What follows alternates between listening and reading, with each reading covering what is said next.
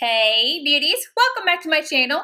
Today I'm going to be going over a brand new concealer from YSL. This is the Touche ECLAT High Cover Radiant Concealer. Now if you're familiar with the brand, YSL had the original Touche ECLAT pen, which was more of like a highlighting, brightening pen, but a lot of people really loved it for underneath their eyes because it was so lightweight, it was brightening, very light coverage, it was a beautiful product, but it wasn't necessarily aimed as a concealer as much as a brightening product. Now this is marketed as a high coverage concealer or built up as much as you needed it to be. So this I knew I had to pick up, and I really wanted to put it up against my current favorite, which is the Giorgio Armani Power Fabric Concealer. I have been loving this guy. Both of these claim to be high coverage, so I decided today that I was going to put these side by side. I have been testing this alone. I wore it with my 10-hour wear test with Tarte, so I did like a little screen recording on my phone. I'm going to insert that clip from that video so you can see what this looks like at 10 hours, but I have a full review on the Giorgio Armani, so I will link that down below. First, let's talk about the details on the concealer. So it retails for $35. You're getting 2.5 milliliters of product, which is not a lot, and it is one of those clicky style pens. On the YSL website, it reads, the Touche ECLAT High Cover Radiant Concealer erases hereditary dark circles, helps to erase signs of fatigue, and corrects the all over eye area. The entire eye instantly looks awake and bright, higher coverage than the original Touche ECLAT. This formula is buildable for as much coverage as needed. It is the ultimate no makeup formula. Create flawless coverage without ever looking overdone or artificial. No caking and no heavy look. It also claims to be skin-loving, ruscus, and caffeine combat under-eye puffiness and swelling, hyaluronic acid, as well as antioxidant vitamin E, and smoothing calendula. I can never say that. I can never say it.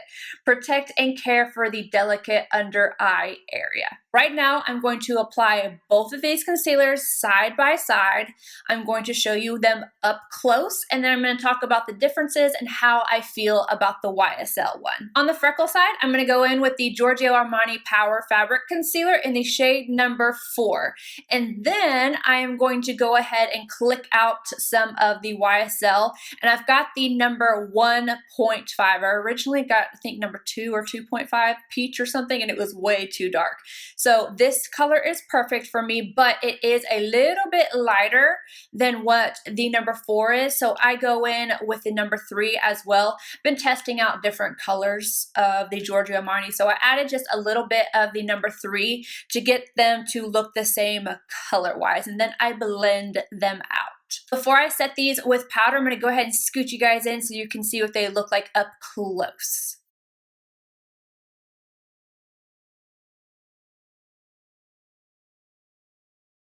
And then I'm going to go ahead and set it, and I'm going to use the same old, my favorite Huda Beauty powder. I'm going to start on my pores, and then I work just a little bit upwards. I do that on both sides, and then I'm going to start my normal routine, finish off my makeup, and now I'm going to show you what it looks like with my makeup completely done. So here they are, side by side, just a little bit of a reminder that I have the Giorgio Armani on the freckle side, and I have the YSL on the opposite side.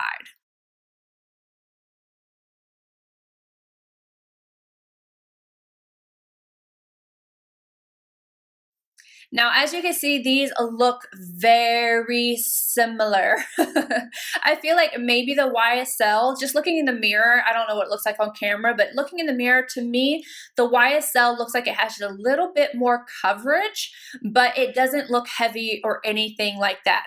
This has performed very well. Now I'm going to insert the little clip that I took from my Tarte video, and this is at 10 hours. This lasted so nicely underneath my eyes. I had no issues with it creasing or anything like that. Keep in mind that I do always set my concealer, so I have no idea if this would crease if you didn't set it. I just don't know. I always set my concealers.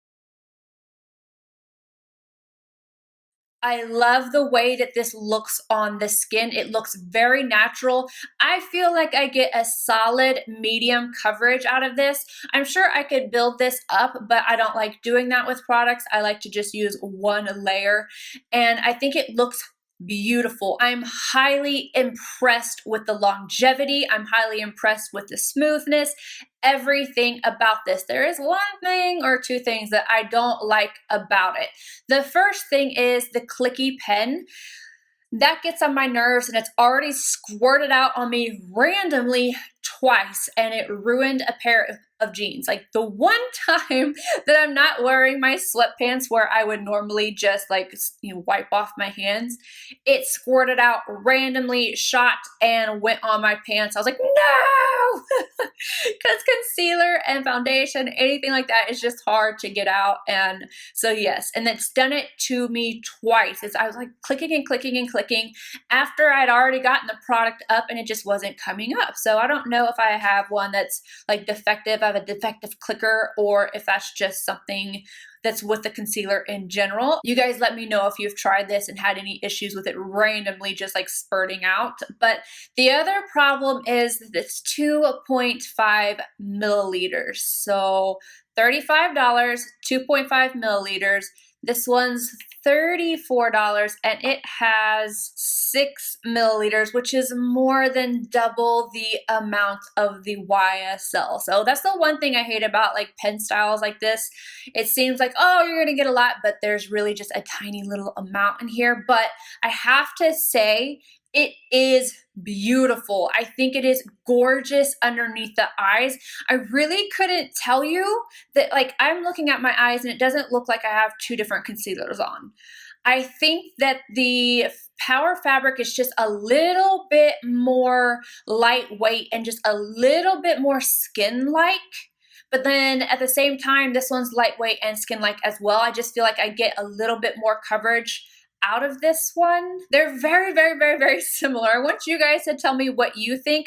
I am happy with both of these concealers, but if I'm going to play the repurchase game, like if I'm going to repurchase or not, I think I would stick with the Giorgio Armani, mainly just because of the fact that it has 6 milliliters and it's $1 less. But I guess we're gonna have to see, like, do I keep using this or do I keep reaching for this? Because this has been my go-to lately. I love this concealer so much, but I think that these are very comparable. It's just going to be a preference. And I really wanna know what you guys think underneath my eyes. Which one do you think looked better, or did you think they looked the same? Because like to me, like I said, I feel like I don't see a big difference. I love them both. So I also wanna mention that the YSL definitely has a little bit more of a radiance factor to it before it is set. So for somebody who wants more hydration underneath their eyes, I think that they're going to prefer the YSL over the Giorgio Armani, but I don't find this to be matte or anything. I find this to be just like a natural finish. So between the two, I think this one's gonna work better on somebody who has drier eyes, but honestly, I would recommend both of these concealers to everybody. Like, I think that they are both stunningly beautiful. But I want you guys to let me know down below, did you guys see a difference? Do you prefer one side over the other? And then let me know if you had tried this out before. Right after I say goodbye, I am going to leave in some clips of some swatches, the 1.5, and then it was 2.5 that I got, as well as compared to some other concealers so you can judge on color factor. But anywho, I hope you guys enjoyed this video, and I will see you guys in my next one. Bye, guys.